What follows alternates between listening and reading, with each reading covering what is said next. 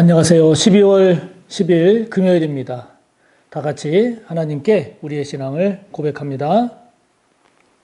나는 전능하신 아버지 하나님, 천지의 창조주를 믿습니다. 나는 그의 유일하신 아들, 우리 주 예수 그리스도를 믿습니다. 그는 성령으로 잉태되어 동정녀 마리아에게서 나시고 본디오 빌라도에게 고난을 받아 십자가에 못 박혀 죽으시고 장사된 지 사흘 만에 죽은 자 가운데서 다시 살아나셨으며 하늘에 오르시어 전능하신 아버지 하나님 우편에 앉아 계시다가 거기로부터 살아있는 자와 죽은 자를 심판하러 오십니다. 나는 성령을 믿으며 거룩한 공교회와 성도의 교제와 죄를 용서받는 것과 몸의 부활과 영생을 믿습니다. 아멘. 오늘 우리가 함께 나눌 말씀은 요한계시록 16장 1절에서 11절까지의 말씀입니다.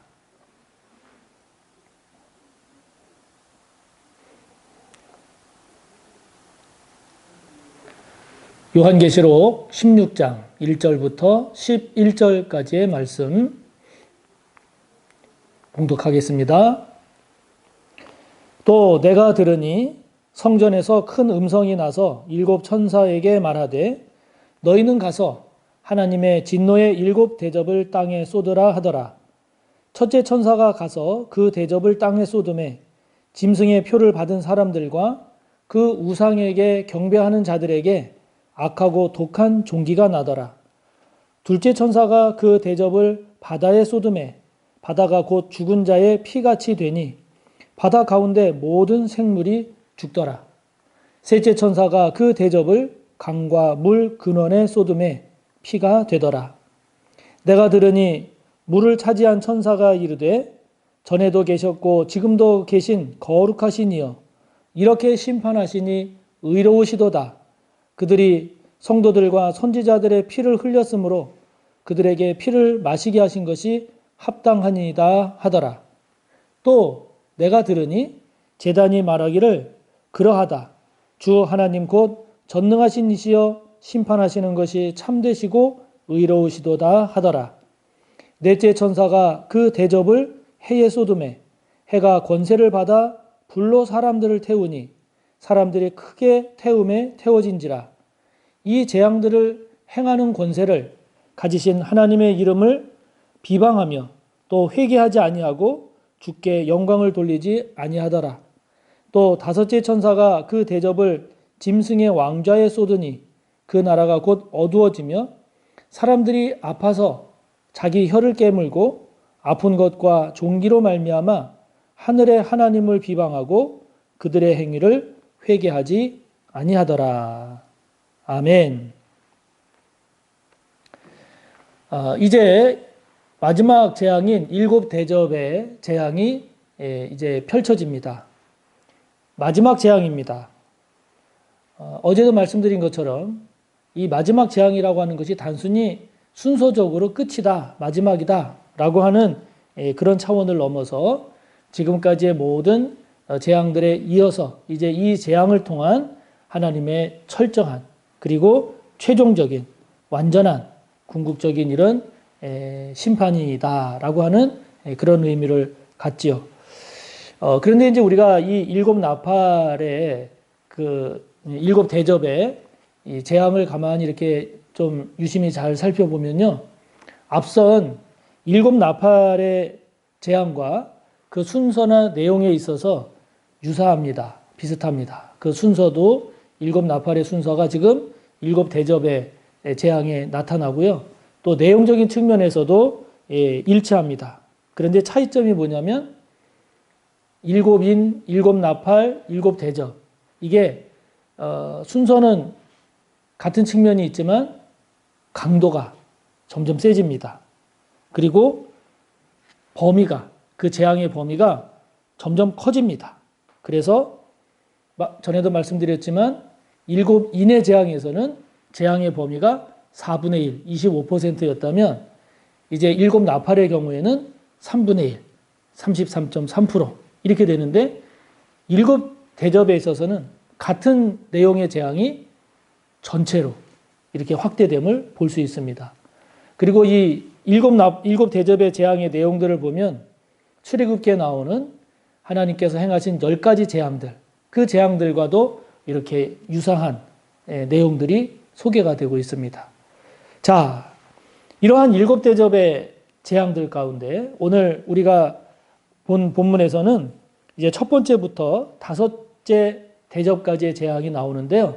자, 이 내용을 통해서 저와 여러분이 살펴보고 또 돌아볼 것은 무엇일까 하는 것을 함께 살펴보려고 합니다.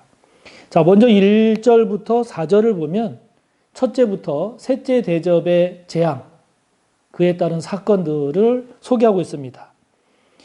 첫째 대접의 재앙은 땅에 그 대접에 담긴 재앙이 땅에 쏟아집니다. 둘째 대접의 재앙을 보니까 바다에 쏟아집니다. 그리고 셋째 대접은 그 셋째 대접에 담겨진 그 재앙은 강 그리고 물 근원에 쏟아집니다. 자, 여러분, 땅, 바다, 강과 물 근원, 이게 뭘까요? 이거는 이 세상에 있는 사람들이 살아가는 가장 중요한 토대입니다. 땅이라든지 바다라든지 강이나 물 근원, 이게 없으면 사람들이 살 수 없죠. 사람들이 살아가는 이 세상의 삶의 토대요, 기초입니다. 어떻게 보면 삶에 있어서 가장 중요한 것들이죠. 이러한 땅과 바다가, 강과 물 근원이 전체가 재앙의 대상이 됩니다. 이런 가운데 2절을 보면 짐승의 표를 받은 사람, 또 우상을 경배한 자에게 악하고 독한 종기가 납니다. 굉장히 괴롭고 고통스러운 이런 재앙이죠. 자, 이러한 땅과 바다, 강과 물의 근원에 내려지는 재앙. 이것이 우리에게 던지는 의미. 이것은 우리는 이걸 영원하다고 생각하거든요. 이게 없으면 못 산다 이렇게 생각하거든요. 그런데 하나님은 그거를 심판하십니다. 다시 말하면 하나님의 심판의 대상인데 근데 우리는 그거를 영원한 것처럼 여기며 살아가고 있다 하는 거죠. 이것 없으면 못 산다라고 생각을 하는 겁니다. 그래서 저와 여러분이 이 내용을 묵상을 해보면서 하나님의 심판의 대상임에도 불구하고 내가 그걸 깨닫지 못하고 마치 영원한 것처럼 이것 없으면 죽는 것처럼 생각하고 있는 저와 여러분에게 있어서의 땅, 저와 여러분에게 있어서의 바다, 저와 여러분에게 있어서의 강과 물의 근원은 무엇인가 하는 겁니다. 우리는 이것 없으면 죽을 것 같은데, 우리는 이것만큼은 영원히 존속할 것 같은데, 그런데 오늘 하나님은 이 7대접의 심판을 통해서 하나님의 심판의 대상이 되고 있음을 우리에게 가르쳐 주죠.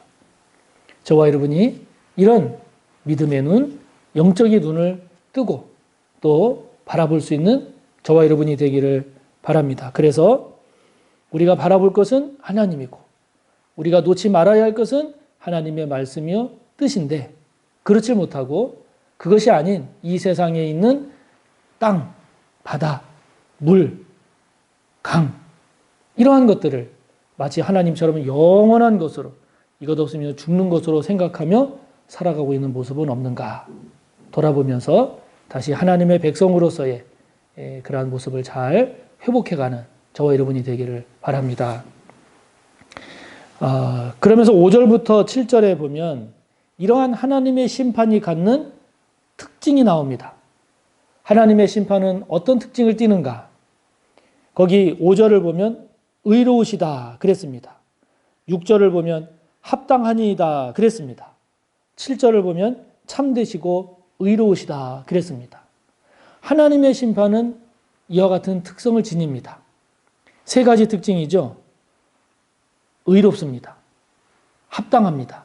당연하다는 얘기입니다. 당연히 내려지는 심판입니다. 참됩니다. 하나님께서 이 땅에 내리시는 심판은 그리고 이 세상에 하나님께서 재앙으로 심판하시는 것은 참됩니다. 거짓되지 않습니다. 진실한 것입니다. 그리고 하나님의 심판은 의롭습니다. 공의롭습니다. 공정합니다. 정확합니다. 그리고 그 심판은 합당한 심판입니다. 우리는 왜 이런 하나님의 심판이 있는가라고 하지만 그러나 다시 돌이켜보고 생각해보면 그런 심판이 내려질 만한 심판입니다. 마땅한 심판입니다. 그렇기 때문에 하나님의 이러한 심판의 특징을 우리가 다시 한번 되새기면서 이러한 참됨, 의로움, 합당함 이러한 것이 하나님의 심판임을 기억하고 그런 하나님의 심판을 믿는 저와 여러분이 되기를 축복하는 것입니다. 여러분 요즘 대선 그 후보들의 활동이 한창 진행되고 있지 않습니까? 이번 대선에 여야를 합쳐서 다 볼 때 강하게 주장하고 있고 또 많이 이야기되는 화두가 무엇입니까? 공정입니다. 정의입니다. 상식입니다. 그거를 강조합니다. 그런 사회가 되어야 된다고 합니다. 그런 나라가 되어야 된다고 합니다. 그런 나라를 만들기 위해서 자신이 적임자라고 합니다. 그 얘기는 무엇입니까? 그만큼 이 사회가 공정하지 못하다는 거죠. 상식적으로 돌아가지 않는다는 겁니다. 이 사회가 그만큼 정의롭지 못하다는 거죠. 그런데 우리 하나님의 심판은 공의롭습니다. 의롭습니다. 우리 하나님의 심판은 참됩니다.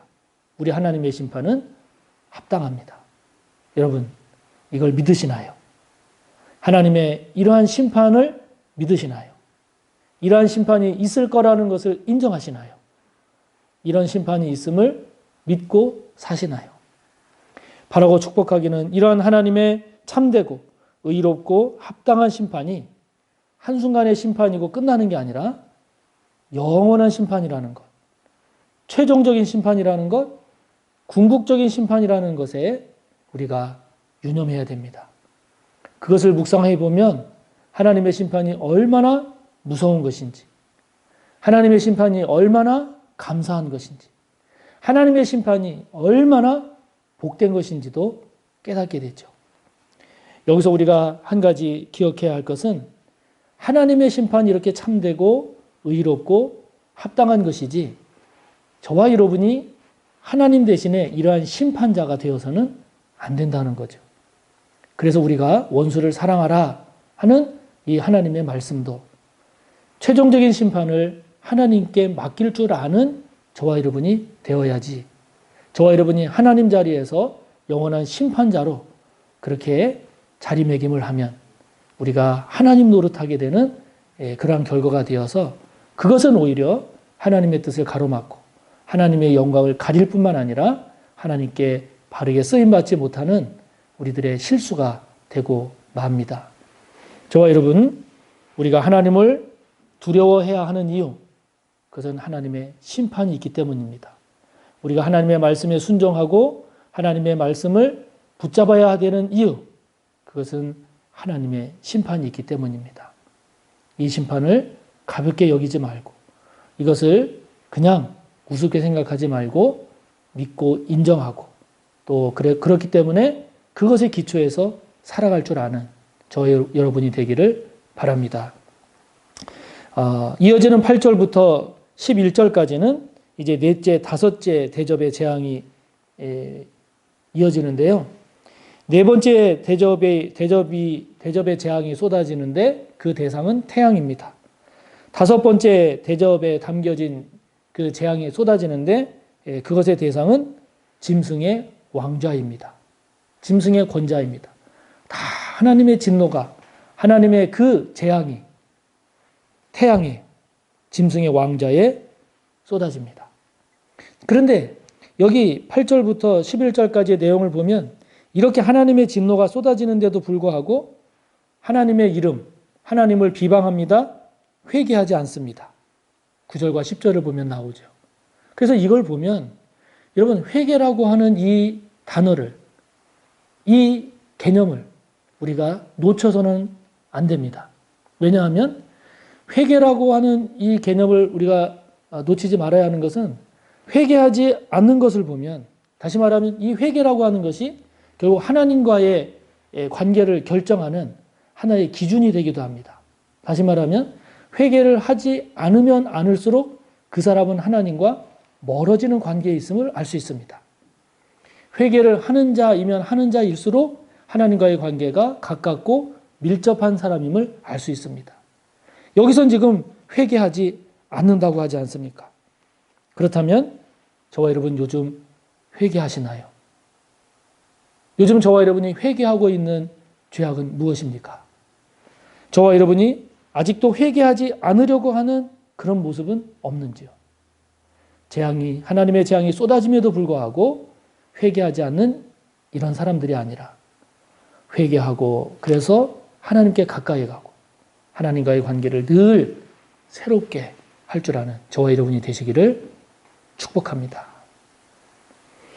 하늘에 계신 우리 아버지, 아버지의 이름을 거룩하게 하시며 아버지의 나라가 오게 하시며 아버지의 뜻이 하늘에서와 같이 땅에서도 이루어지게 하소서.